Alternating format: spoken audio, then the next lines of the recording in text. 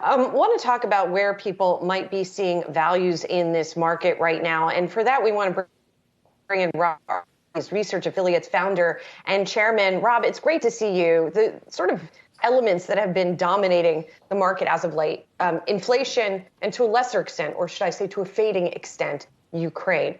Let's talk about inflation a little bit, first of all, because I know that you've been examining that issue, and I'm curious if there are things that people aren't fully appreciating or fully examining about the question of inflation. Absolutely. One of the things about inflation that's interesting is that there are a whole array of components to it, some of which are inherently smoothed and lagged. Roughly 1/3 of inflation is shelter. That consists of home ownership or renting, or home away from home, hotels and motels.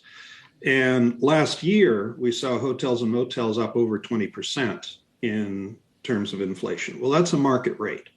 Home ownership, which is much, much, much bigger, is not counted in CPI as the value of a home. Homes were up 19% last year and up 32% in the last 2 years, 2020 and 21 combined. Now, what the BLS does with home ownership is to ask, what would the home rent for? Now, if you're a homeowner, you typically don't know, but they survey thousands of homeowners and they ask a very simple question: what do you think your home would rent for? Now, if you're like me, I have no clue. And so I would just pick a number out of the air. Now, if you pick a number out of the air and you're asked again a year later, you're going to say, what did I say last year? Last year I said 4,000. Okay, I'll say 4,100. Now, it's still a guess, and it anchors on the past. So owner's equivalent rent in 2020 and 21 combined went up only 6%, while the value of homes went up 32%. Where's the remaining 26%? It trickles into CPI over the next 2 to 4 years with a lag. So there's 1/3 of CPI shelter, which is likely to come in at high single digits at best over the next 2 to 3 years. So this is not transitory. There's another thing that's often not understood, and that is every month when we see a CPI report, we're adding a new month and we're dropping an old month. How did we go from 7.9 to 8.5?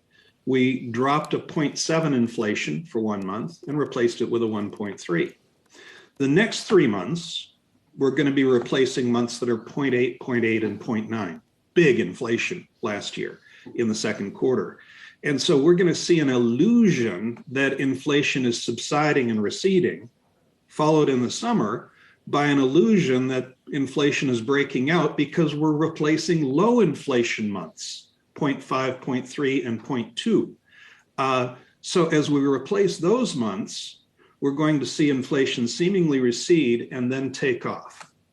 Now, 99% of financial professionals don't understand these nuances on inflation, including a lot of Fed watchers. And yet they're very real and they're very simple. This is not transitory. Rob, I always enjoy, switching gears a little bit, I always enjoy talking value investing with you. You know, since we last spoke, we've seen a real just dive in big cap tech stocks. You know, as you zoom out, do these stocks represent good value here? No. What we're seeing is the bursting of a bubble. This 2020 in many ways resembled 2000, the tech bubble. During the tech bubble, 6 of the 10 largest market cap companies, most valuable companies in the world were tech. In 2020, it was 7 out of 10. At the beginning of this year, it was 9 out of 10.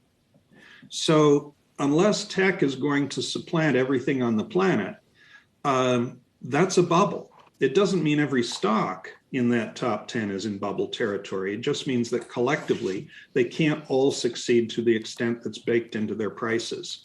I debated Cathie Wood last fall at the big Morningstar conference on are there bubbles? And I posed a very simple question to her. How do you justify a target of 3,000 for Tesla? She said, it's going to grow at 89% a year the next 5 years. And then at the end of 5 years, it'll be priced pari passu with today's FANG stocks. Okay, 89% a year, that means 25-fold growth in just 5 years. Amazon grew 14-fold in the past 10 years in stupendous growth. So in effect, she was assuming that Tesla would achieve twice as much growth in half as many years as Amazon. Implausible, and therefore a bubble. So I look Rob, if I may, leaving Tesla aside for a moment, I mean, Tesla's shares have actually held up pretty well. A lot of this other stuff, though, we've seen the stocks fall quite a bit. So you said not all of them are in a bubble. Are you finding value within the tech sector right now? And if so, by what measure? No, the tech sector is stretched by any measure. I view Apple, for instance, as being priced for aggressive assumptions leading into the future, but not implausible assumptions. Very possible that the growth will justify the price. Not so for Tesla, Facebook, Netflix, Amazon. A lot of these are priced for implausible long-term growth. And that means you turn attention to value. Value is pretty cheap in the US, even now after recovering quite drastically in the last few months, and even more so in international and emerging economies. In emerging economies, value is really, really, really cheap. Always great to get some time with you. Rob Arnott, Research Affiliates founder and chairman. We'll talk to you soon.